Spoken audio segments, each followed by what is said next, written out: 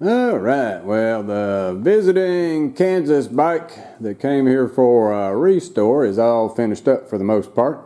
But after putting it all together and checking things out, I found that one of the petcocks on the gas tank was leaking just a little bit through the seal. So I need to change the seals out on the petcocks. No big deal. I can do it on the tank because I don't want to take the petcocks off this pretty painted tank right here because it might mess the paint up. So we're going to do them on the tank. But the other thing I found when I was first setting this thing up and trying to get it running is I had a little bit of trouble trying to dial the rear cylinder in. It was wanting to run a little bit too rich. Now this bike doesn't have any miles on it, never been molested, it's all stock, and so it doesn't make any sense why I'd be running rich at the factory settings or pretty close to them on this bike. So while I got the tank off, I'm going to check these petcocks because I put a pumper on it. If you just get one of these little vacuum pumpers like a brake line bleeder, and if you put that on the petcock, you'll be able to tell whether or not maybe the little diaphragms inside of there have gone bad. So that ends up being the problem for this one, is that one of the diaphragms is bad, but you can buy the replacement kits right here. And so we're going to rebuild the thing anyway because it's leaking. So might as well put new seals in the diaphragm as well, since this one must be a pinhole or it got pinched or something. So let's get set up here and I'll show you what to look for in case you're running a little bit rich and you can't figure out why. All right, so armed with our handy dandy brake vacuum bleeder pumper thing. All it is a little vacuum gauge, so when you pump it up, if I put vacuum on it, so it'll pull the vacuum up on the gauge. So pretty simple to use.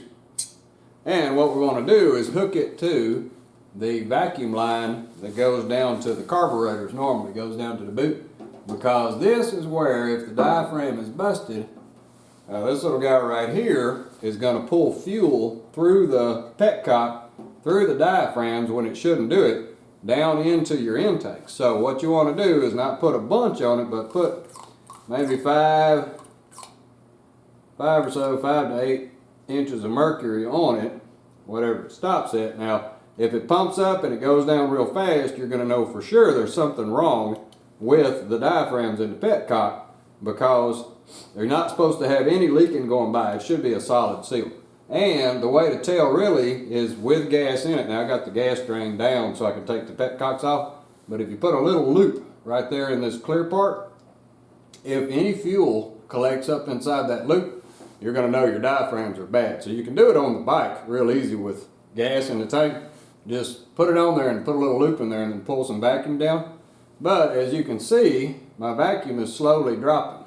And so if I bring it up a little bit, there must be something going on with this diaphragm. So we're going to pull it off and we're going to see what it looks like. Although it's holding pressure pretty good, just that little bitty bit of drop that it's doing right there is enough that must indicate that there's a bypass in there, because if I do it on the other side, which I've already checked it, it actually doesn't leak over there. That's the one that's dripping. This is the one that was setting up a little bit too rich. So as you can see, it drops down just little by little, which indicates something's wrong inside of there. So we'll open it up and see if there's a little seal problem, or maybe a little piece of crud got in there when it got put together. Something is allowing that to leak down. And if I had fuel in the tank, when I looped it like that, you'd see fuel collecting right here. So let's take this little guy off and we'll see, because I got to repair him anyway. We'll pull it off and see if we can find a hole. Alright, so taking the diaphragm off isn't difficult at all. It's just those 4 little screws, and there's a spring inside of there though, so the best thing to do is just loosen them up. And they're not usually on there very tight at all. So just loosen them up, and then just use the tip of the screwdriver. What we want to do is take it loose, and the last one you take off there, you got to be careful, because this whole thing will pop off when the spring tries to come out. So like I say, it's not difficult. I just pinch it on both sides with my fingers, and then I can spin those screws out and nothing will go flying anywhere. There we go. So with the 4 screws out, all you do is just let go of it, and there's a little spring that's going to be inside of there. So that'll stay up on there, but inside of there is a little spring. Now to put it back on, when the tank is like this, it's easier if you take it off the tank, But to put it back on like this, you just need to get a little bit of Vaseline and put it on the spring. That way when you put it up in there, it won't fall over, keep falling over.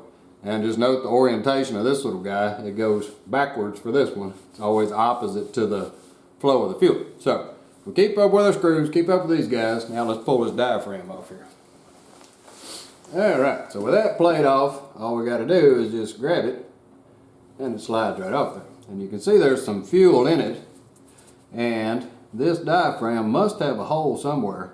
So what we're going to do is take it out. So let's go over here to the table. I'm going to swap out this diaphragm with a new one, and then we'll put it back in there, and then we'll pump it up and see if it leaks or not. Alright, so armed with our new gasket kit, here is the new one that came from the kit. So all we got to do is make sure we keep the orientation the same. So this little guy, he goes in there a certain way on this one. So what you got to look for is on the plastic piece in the middle, one side has a bump and a bump. They're on the same side. That's the one that the little valve seal off goes to. The other side over here has a bump over there and a bump over here. So they crisscross each other. So that's the side that this piece goes to. So for the side that's got the bump and the bump on the same side, that's the one you put this on. But real easy to do. All you do is just push him out of the plastic piece like that right there. And then you're just going to take the new one and you're going to fold him up and you're going to put him back in there. So before we do that, we want to clean this thing and make sure there's no contamination on it. And there shouldn't be. Everything looks good. So must have just been a hole. We'll look for a hole here in a minute. So with the one that's got the bump and the bump on the same side, that's the side for this. So now all we want to do is just carefully take the one layer of the diaphragm and fold him up so we can push him back in that hole. So push him this way, we'll get him started in there, and then we'll pull his little wings up. Once you can get part of it, then you just carefully pull him on back through. Try not to tear it. You don't want to tear it. It's pretty resilient, but it might tear. Alright, so we got him back in there. Now all we want to do is get him to lay down to where it lands on those holes properly so we can put him back on. And we'll reinstall him. But you can see this one and the package has got a little curl to it. So what I'm going to do, once I get it on the pins, I'm going to take a little Vaseline, put it up underneath it and just push down on it, and that Vaseline will hold it till I can get it on there. Now for the rest of the pieces that came in the kit, this is the O-ring that seals up against the tank.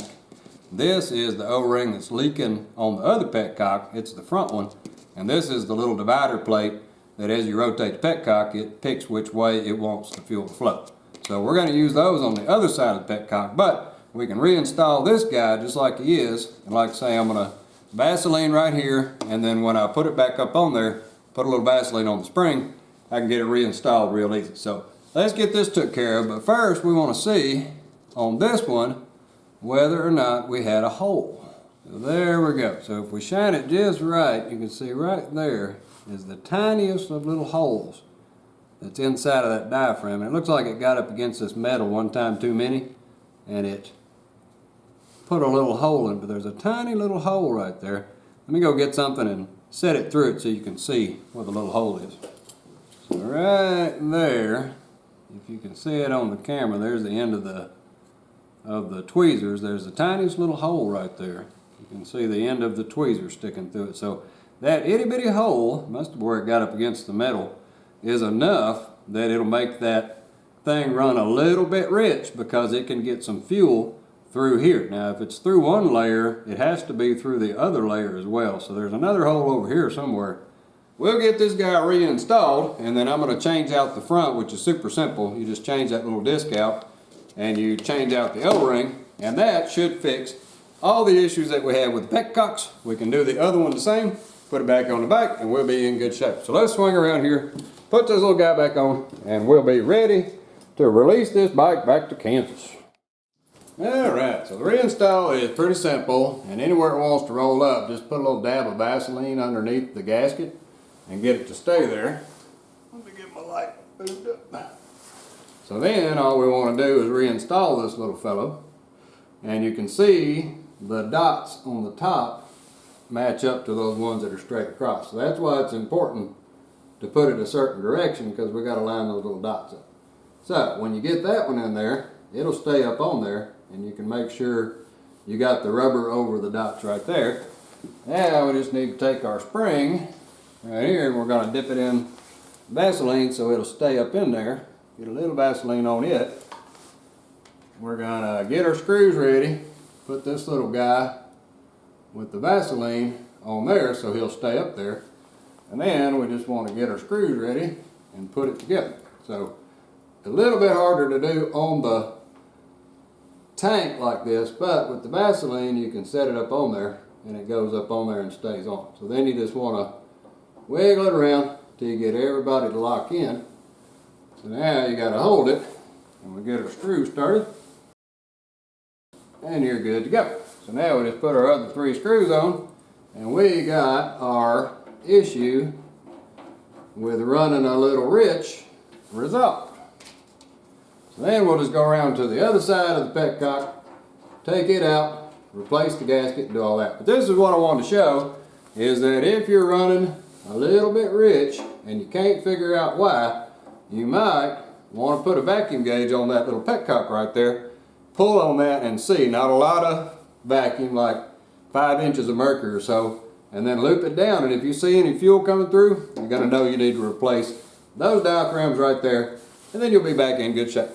Well, ready. Hope that helps someone, and thanks for watching.